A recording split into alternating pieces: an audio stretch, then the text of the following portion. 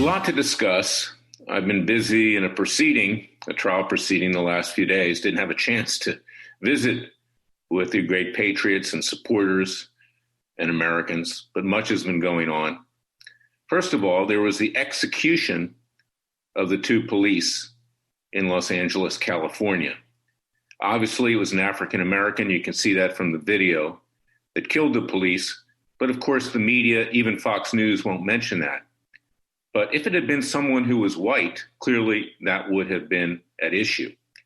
And then let's talk about the PGA Tour, okay? A golfer by the name of Kevin Kisner, very good golfer from Georgia, simply criticized an African-American NBA player because he blamed President Trump for the coronavirus and his family contracting it. They weren't harmed. It was not something that was very serious, but he blamed him. And Kisner tweeted back, well, maybe you should have followed the guidelines. Well, the PGA muzzled Kevin Kisner, told him to shut up, made him apologize. I'm very disappointed in golf. Golf has been the last bastion of integrity in any sports profession, at least in terms of during the coronavirus and all these riots and everything else. Even they now have thrown in the towel. And just the other day, I think maybe it was yesterday, a Black Lives Matter member screamed, F Jesus, devil incarnate. No great uproar about that, nothing. What I'm saying is that everybody has to be treated equally. It's time. And I know that when I talk like this, people are scared to talk like this, but someone has got to say it. And that's why this podcast and our radio show on Radio America is so important, is that whites deserve to be treated equally with blacks. Blacks deserve to be treated equally with whites. Whites can't get down on their knees and beg forgiveness for something that they had nothing to do with slavery hundreds of years ago.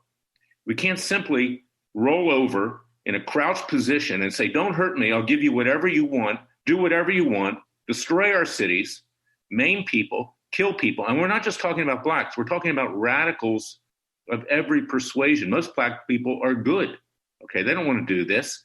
But the radical blacks, the radicals of the Jewish left, and you know I'm a Jewish Christian, so you can't accuse me of anti-Semitism. I'm very supportive of Israel in saying that, but you got to say it. You got to tell the truth. These people are Marxists, they're Trotskyites.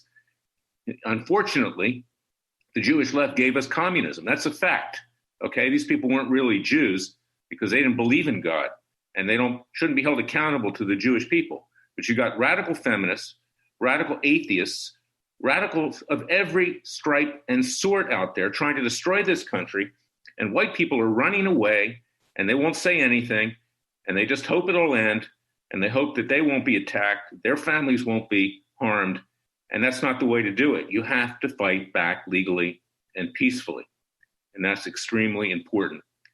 And as I've said many times before, the president is not doing the right thing. I support him personally. I will vote for him. What's the option? You can't vote for a brain-dead individual like Joe Biden who doesn't even know the difference between Iran and Iraq.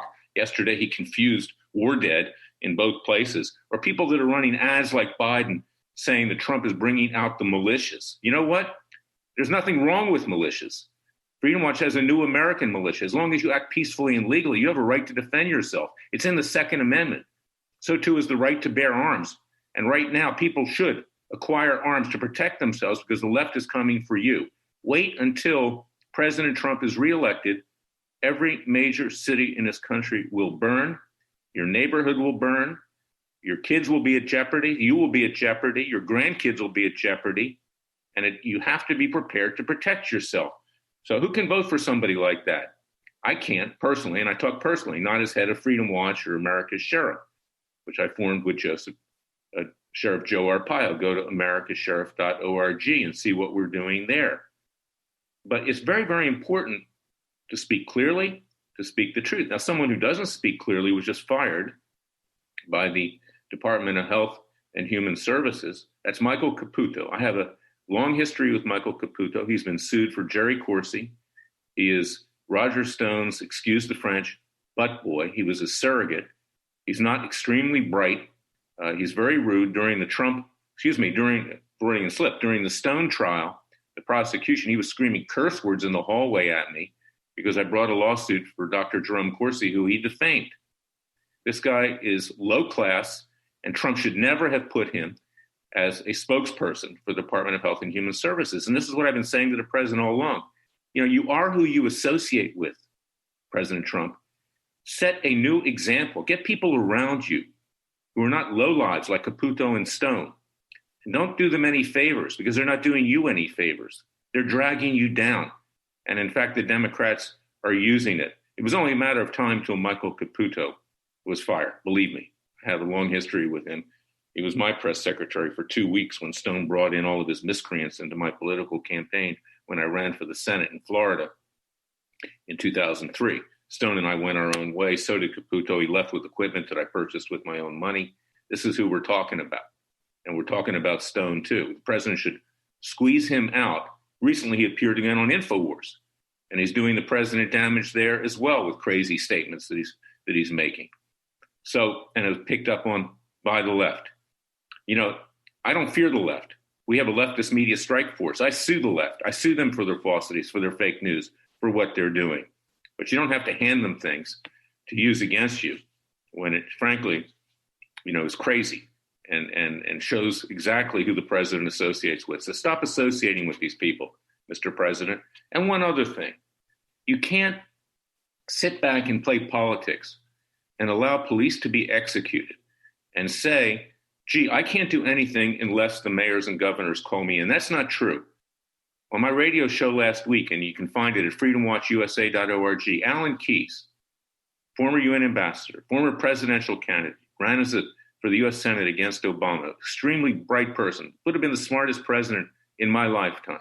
Alan's African-American, by the way. That's what I'm talking about, good African-Americans, people who are patriots. There are many of them, and most of them are that way. But Alan Keyes pointed out that the president has the power to put down an insurrection. He can even take control of local police departments. Just to sit around and play politics and watch police be executed is not right. President, we love you. We want you to succeed. But talking is not enough. Tweeting is not enough. You have to act as a president. And let me compliment the president. He is acting as a president with regard to the Middle East. Historic peace agreements with the United Arab Emirates and Bahrain. No one else has been able to do this. Let's give him credit for that. This is one reason why Larry Klayman supports him personally to be reelected. He's done great things for Israel and the Middle East. He's done great things in this country. But clean out the dead wood that you hang around and take action with regard to the damage that has been done by these terrorists, these domestic terrorists. You have to take action. And in addition to that, you have to appoint better judges. These judges that you put in power are a little different than Obama and Clinton and judges. And just yesterday, an Obama judge, quite predictably, said that the Secretary of Health and Human Services, Homeland Security, was not a valid appointment. I mean, this is so predictable. I want you to get my book, It Takes a Revolution, Forget the Scandal Industry, because the primary problem in our country today, and straightening it out, is the federal judges. That's the biggest problem. They're, by and large, a bunch of political hacks that got there through campaign contributions, are there for life. They think they're above the law, and they believe that they have immunity, which the Supreme Court gave to themselves and lower court judges, which they did not have the authority to do. Okay, so that's what I have to say today. Am I upset? Yes, I'm upset, because I see the country sinking. I see it going down the drain. I see people turning the other cheek when they shouldn't turn the other cheek. Games being played by the media. If a person's black, you can't mention it if he kills somebody. But if it's white, yeah, let's make a big deal about it. It is a big deal either way, believe me. And it's time that people started talking clearly. This is simple BS that's out there right now, and it's harming the American people. It's harming our youth. It's not educating people properly. So pre-order my book.